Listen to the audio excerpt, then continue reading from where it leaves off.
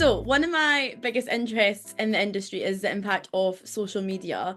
And I thought since that's kind of what kicked your career off in the first place, I thought Mhm. what a better place to start. Could you tell us a little bit about how that happened for you?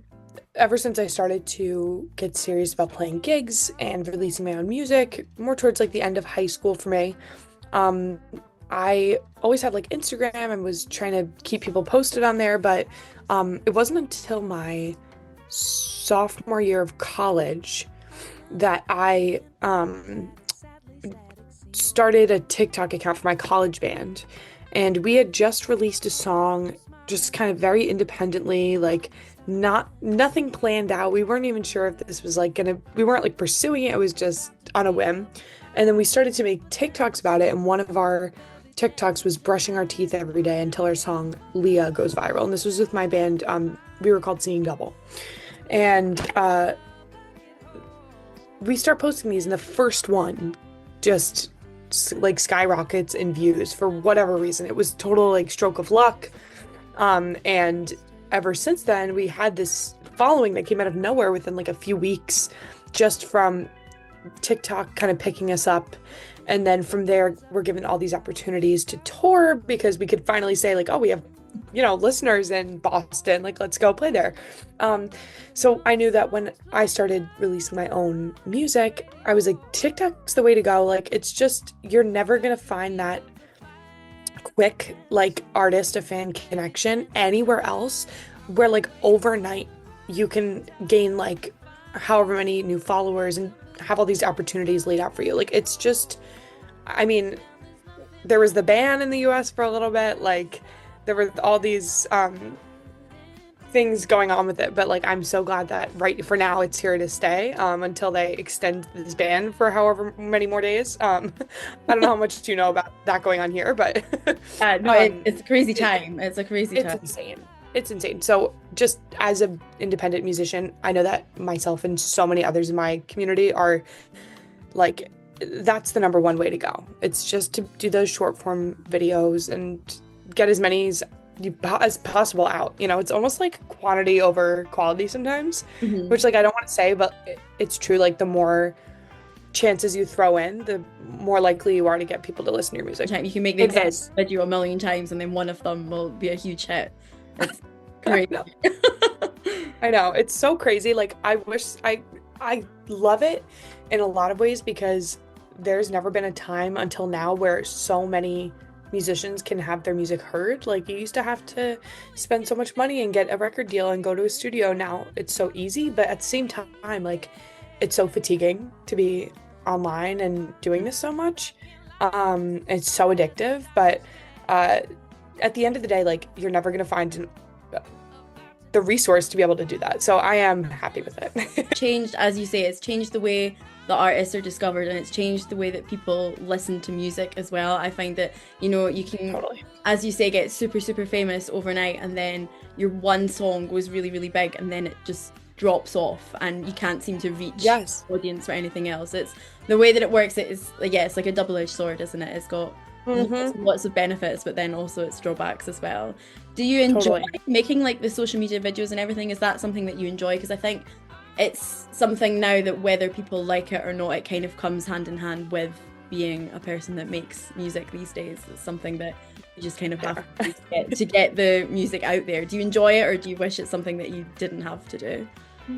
I That's a great question. I do enjoy it. Like I really like the I like when I sit down and make ones that I really enjoy. Like I like filming live videos or um I don't know, putting like when you create like the actual content that you care about and are proud of, then it's rewarding when people see it. Like it's funny because then a lot of the times like I'll just take 2 minutes and put up some easy thing and sometimes those are the ones that do well. And I'm like, okay, like but either way, like I really do enjoy because it's me to in a weird way like express my personality and my interests content and that helps listeners who I don't know like get to know me better, what I'm about and like I like to make like those fun kind of TikToks where it's like, oh, like if you want to sit in a bookstore in 2006, like listening to this Nora like then you might like my music. Like that's kind of fun to me, the whole like branding and marketing of it all. But I do see how like doing it over and over again, sometimes you're like, okay, like I don't have any more words about my songs, you know? I want to write them and release them. But you do have to be your own like marketer and do, as you know, you have to do everything yourself when you're starting out. And do you enjoy the personal interactions with fans and everything? Because obviously it's so much easier to speak to fans online than it is to go to wherever they are around the world and speak to them in person. Oh my gosh, it has been so cool. It is one of my favorite things. And it's just like, just as someone who is kind of extroverted, like I just love getting to know people and getting to talk to them. And um, lately, like in the past like few weeks, I've been posting some videos and they did well. And I've ended up putting this post up where it was like, hey, like if I ever did some kind of tour across the United States, like where should I go? And I was blown away. Like I did not know that people listen to my stuff outside of New York and maybe London. Like people in like Minnesota and Kansas and Oregon, they're like, we love you here. Like come. I'm like, okay, maybe there's 5 of them, but like I'll be there. Like I'm on my way. It's just crazy. Like you don't realize, and I still can't wrap my head around the fact that there are people outside of my like immediate city, but just even getting those kind of comments and then getting to talk to them like online is so cool. And I'm also like just in general a huge fangirl of in general, like, and TikTok has been my go-to source of like finding new music. So I'm also the person commenting like come to New Jersey to all of my favorite small artists. I'd like to talk a little bit now about your songwriting process. I read somewhere that you said that you find writing lyrics the hardest thing of all, and I wanted to know, has that changed since you said that at all, or do you still find them the hardest thing? It's like, yeah, it's still the hardest for me. It just doesn't come as naturally as writing and arranging the music does. That is very much like second nature to me, and it's something that I will just hammer away at because I can't get my mind off of it. Like once an idea comes, I'm like, oh, like I want to work on this all the time. I'm gonna hum it in the car. I'm gonna send it to friends. I'm gonna try it on different instruments. Like it's just kind of very involved. But the lyrics, I do have to say, okay, like now we have to sit down. I'm scheduling out time. I'm gonna try to work on these like this afternoon, a week from today when I have some time, and I'm just gonna like put away any distractions and really, and you know, that's successful sometimes and it's really unsuccessful other times. But from all of the greats that I listen to and like have read their memoirs and etc., they say the same thing, and it's just like, okay, if you come up with a bad song or you come up with lyrics that you're not a fan of, that was just, you needed to write those to get to the end goal. So keeping that in the back of my mind helps, but you know, it's frustrating when you're like, oh my God, pulling teeth trying to write words. But yeah, it's the hardest part, but I don't hate it at all. I actually enjoy it. It's just more of a challenge. Do you have a favorite lyric by someone else that you wish you'd thought of first? Oh, Is there one to find? yes. Let me, there's so many, but the one that comes to mind is from Paul Simon's song, I Do It For Your Love. And it's from his album, Still Crazy After All These Years. Let me see if I can recite it. I think it's, yeah. The room was musty and the pipes were old. All that winter we shared a cold. Drank all the orange juice that we could hold. I do it for your love. And it's just like, it's so simple, nice. But it's just so nice. And it's like one of my favorite lyrics. He is like, I just love how real and like, I love his lyricism so much. I'm like, I'll just read through it. I'm obsessed. It's so human and natural without seeming pretentious and like, yeah, massive fan. Because I'm a music teacher. Like that's like my full-time job. I just do this as a little side thing, and Oh my gosh. so disappointed. The other week I was doing a folk music unit with my year eights, which are like they're like 13, and one of the songs I got them to listen to was The Sound of Silence, because I was like, this is just, it's such a good song and they won't know it. Like, it's amazing. Right. And I put it on and they're all laughing immediately because it was like a meme apparently. I didn't even know this. Like, Is it? I didn't know this either. And they were all like laughing, and I was like, oh, you've ruined it now. You've ruined it. What part? Is it the opening line? Yeah, the opening line, yeah. So then it was really hard to like pull them back in after that. I get it. That's so funny that you say I'm a music teacher as well. I Yeah. only do it. Yeah, I actually just I'm still in my school clothes, which is why I'm in this like cardigan right now. I also teach eighth grade, but I do pre-K, so like 3 years old through 14-year-olds, because I'm just the music teacher. So I just do, I work at a school like only 3 days a week, but it's like a part-time thing for now. I don't think I'll do it forever, but um it is crazy. Like you have to be careful what you say because you say the slightest thing that like has a different connotation, then I'm like I lost. I Yeah. lost them. They're not coming back. Oh my God, that's so funny that I was doing a music project with my eighth graders today. Like Goodness, that is we're so like on the same crazy. wave. Absolutely. I didn't do Paul Simon though. I just did Bob, but I should do Paul Simon. That'd be fun.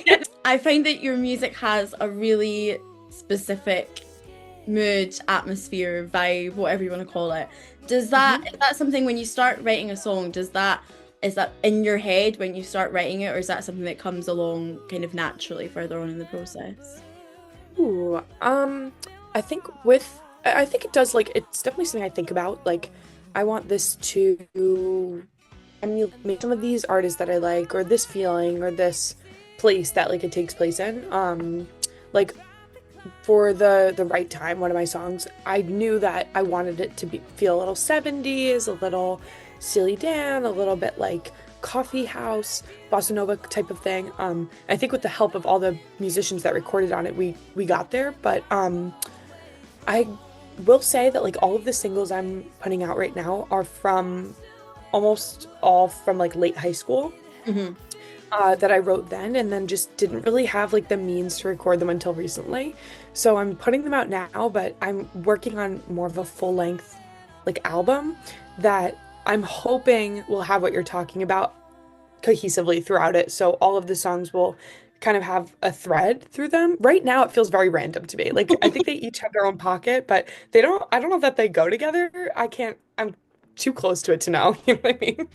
I think sometimes those are the best albums though. Like them, I was interviewing last week a really small band from Austria in Vienna. Sorry, Oh, Vienna, cool. Austria, other way around.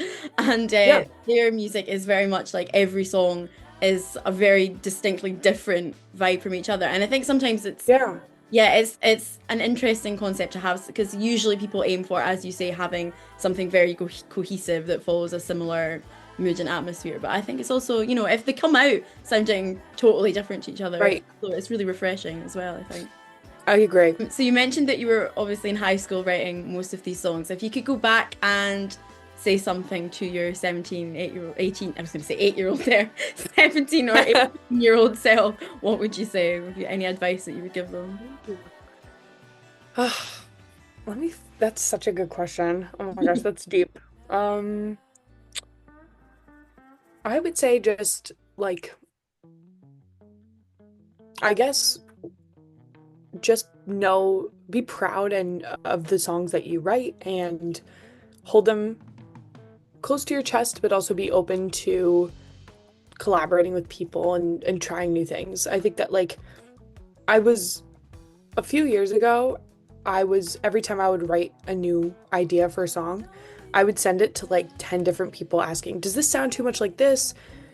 What do you think of this? What do you think I should do next? And it's like, don't let everyone hear it until it's ready to be heard. Because oftentimes like, of course, music's subjective, so I got 10 different opinions back, and then I'm stuck because I'm letting people in too much in the beginning stages.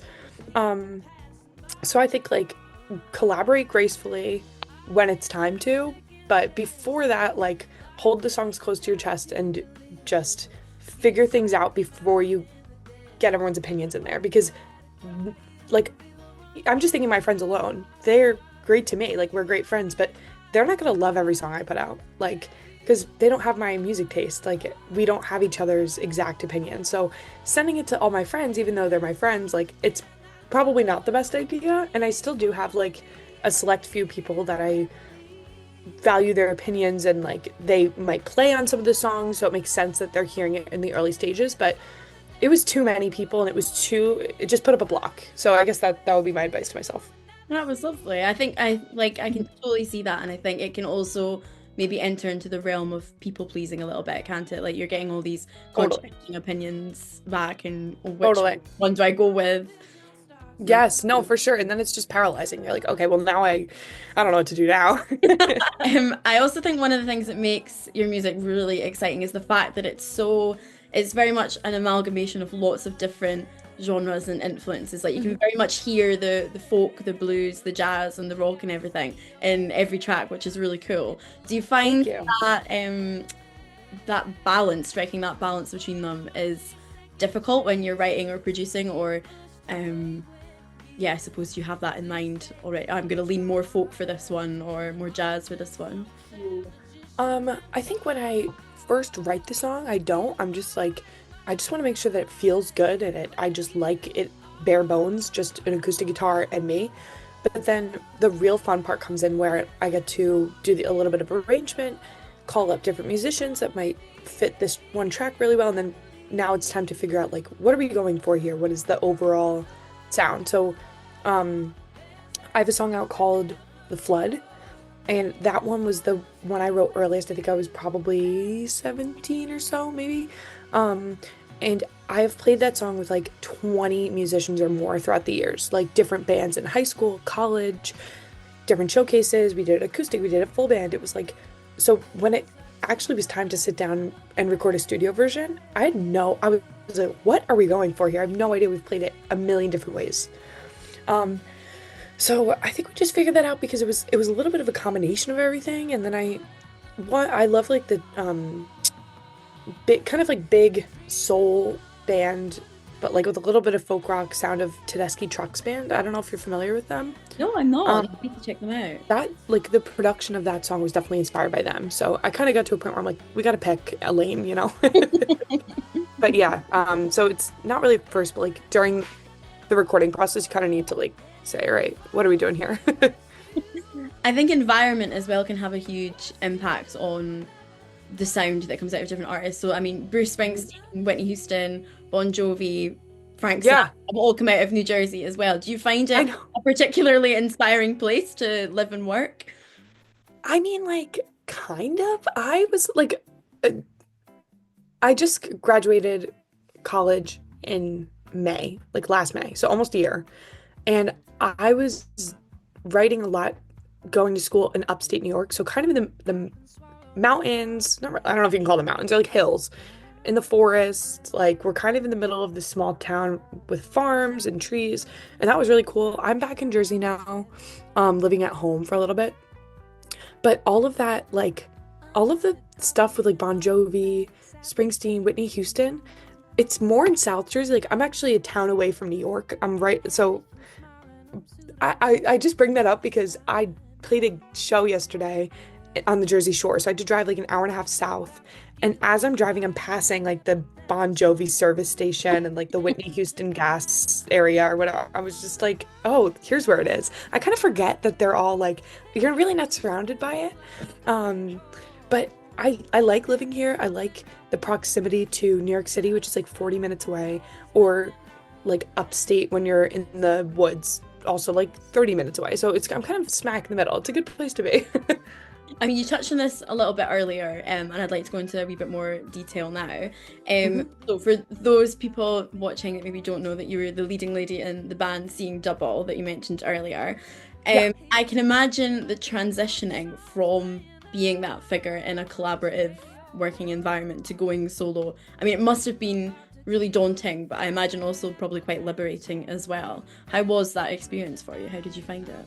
It was very liberating because I started seeing double with the idea that it was going to be what my kind of band setup is now, where I write the music and it's like all these songs I've already had in mind and then bring them to a band and we kind of like just record them. And that's what Seeing Double started as, and then over time naturally just morphed into more of like a collaborative band kind of band. Mhm.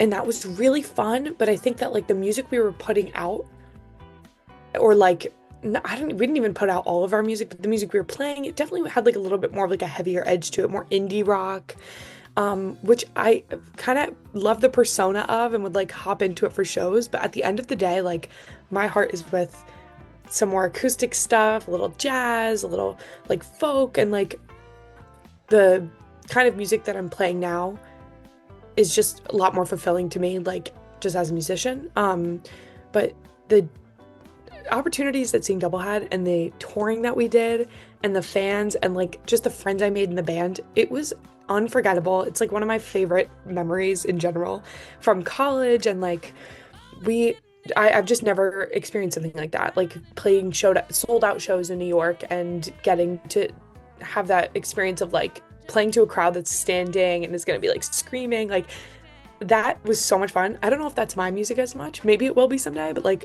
my shows are definitely a little bit more laid back. But yeah, the transition was interesting because I was kind of like, oh man, like we really worked so hard to build up this following and like, where's it going now? You know what I mean? So, we kind of just reached this like dead end as a band where it was, you know, the accounts are just going to go dead. Like, we're not going to use them to promote anything else. We're not going to put our solo stuff on there, which was like cool. I kind of just started from ground zero a little bit, like building up my own stuff. And thanks to TikTok, like it's going okay right now. But that was a hard transition, like going from being able to call up venues in New York and say, hey, like, do you have any dates open in July? And they would like answer and say, yes, you sold it out last time. Let's have you back. Now I'm like, hey, like, you don't know me, but I haven't played New York before with this band, but you know, it's tough, like going from having a little bit of pull from our listens online to just starting fresh again. But I don't mind the work. It's a lot of fun. So that's my spiel. I feel like I just word vomited. Oh, no, it was really interesting. You didn't work on it at all. It was really interesting. Yeah. Do you have like one particular memory from that time that really stands out from the live shows as being like the best?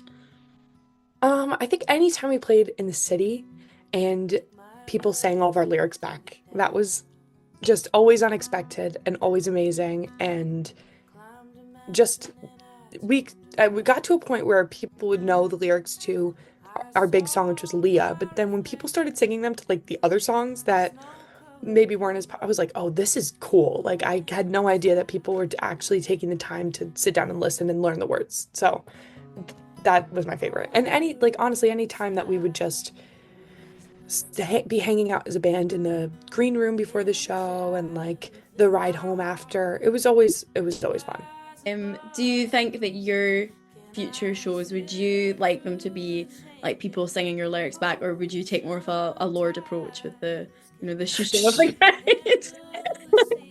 I was just thinking about that today because I saw a video of her and I was like, she's come a long way. No, I would never shush my audience. That video is hilarious though, so like at least we have that now. I would love for people to sing it back if they want to come to a show. I would probably cry. And I think that would be fun to like do some shows that are a little bit more high energy. Like just where I'm at right now, I'm just leaving college and the musicians I played with were in one town and now we're all over. So trying to get together a full band for one show is like so difficult.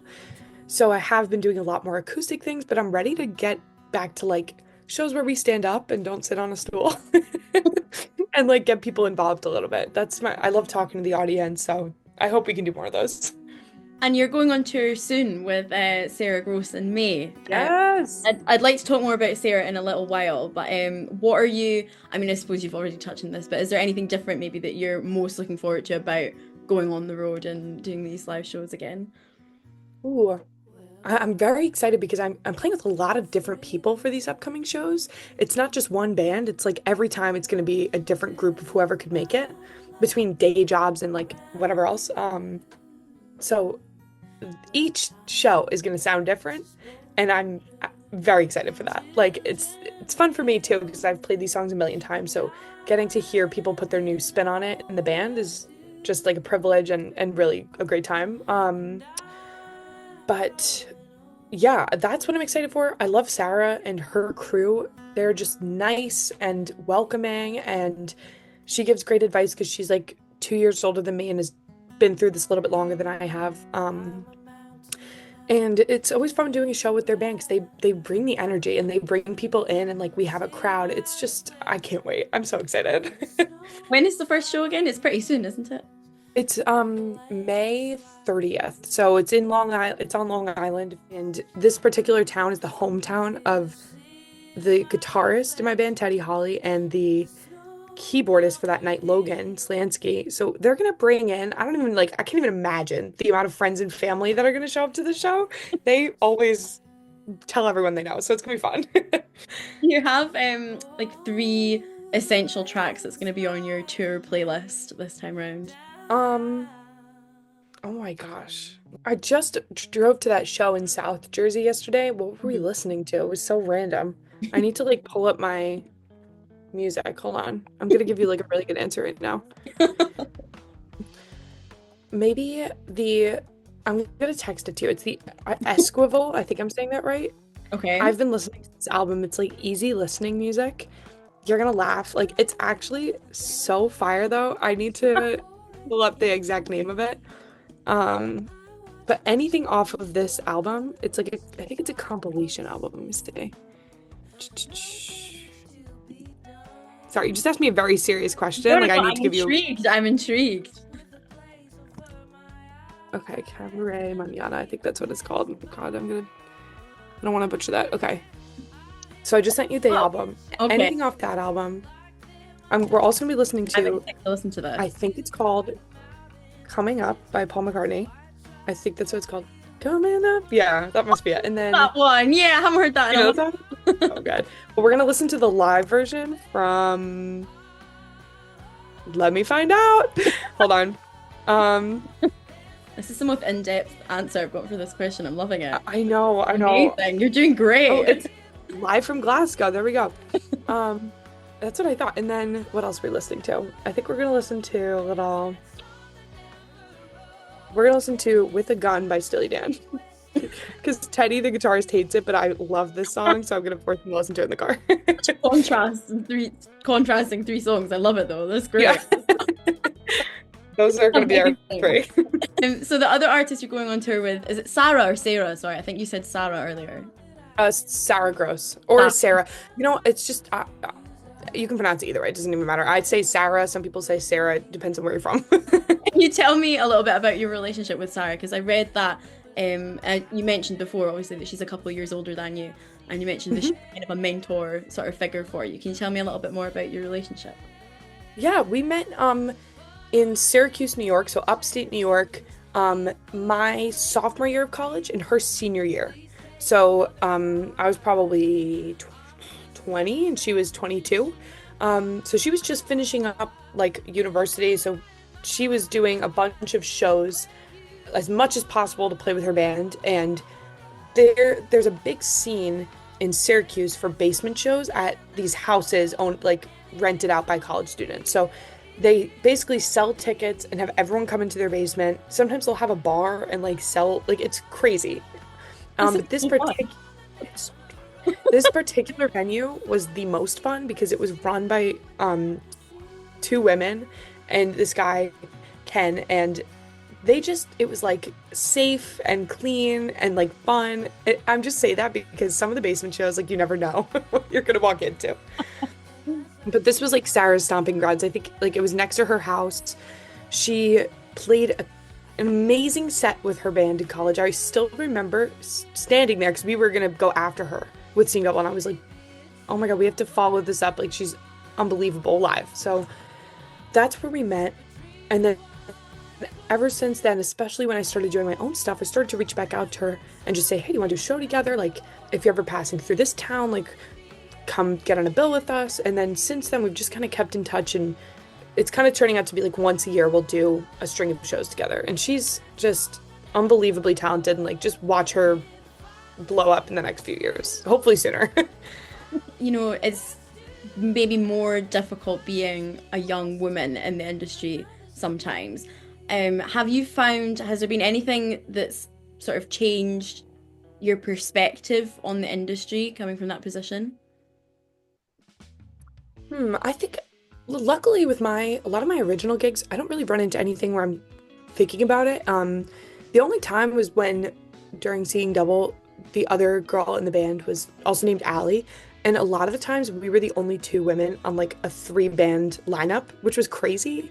Um, But we did try to book shows with other like female fronted bands and things like that. But when we weren't, it was so weird. And also, you don't see a lot of women with the lead of like with the role of lead guitarist or drummer. And like, I'm lucky, like I have a female drummer I play with now. Her name's Mia. She's just insane. But like, even saying the word female drummer, like Mia's a drummer. She's amazing in her own right. You don't really need to say like, I get it, because I just joined this compilation album of Girls Only, and it's like all female artists doing female artist songs.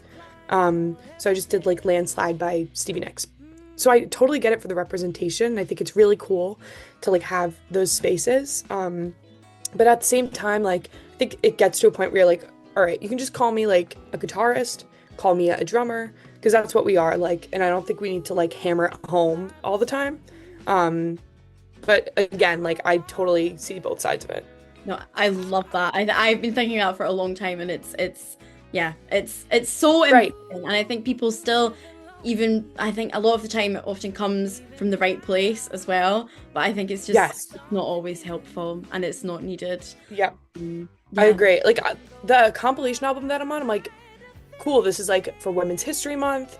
It's just like a space for some representation of women in music. But then when it's like year round and people are like, oh, like I like really want like a female drummer for my band, I'm like, okay, like I understand like wanting to be around girls, but like also just get a drummer and like see what, you know, I don't know. I hope I'm I'm coming across the right way. I'm trying to say like it's just about like your ability and your practice and your drive. So absolutely. Yeah. No, you're 100% right. I'm on board. Okay. With you. Don't worry.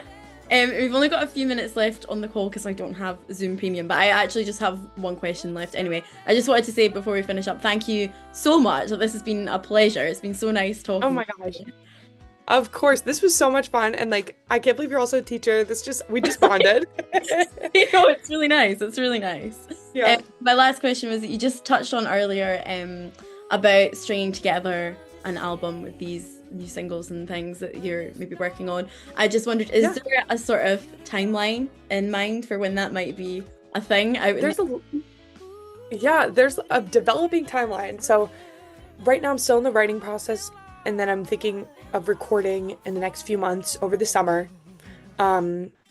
The fall and winter are hopefully going to be dedicated to just prepping everything, and then hopefully a year from now I will have a full-length album. Now I know that's a long time away, but singles will come out before then and we'll work our way there, so that'll be fun. That's so exciting. I can't wait. Yeah, me too. I bet. Is there anything you'd like to add before we call it a day? Because we've got 3 minutes and 30 seconds before. Oh my gosh, yes, I see that now. Okay. I just want to say you are a doll. You're so nice. Thank you so much for setting this up with me, and like we should keep in touch. I really like you. You know, that would be great. I would love to. It's been so nice speaking to you. It really has. Thank you. It was nice to meet you. Thank you so much for joining me.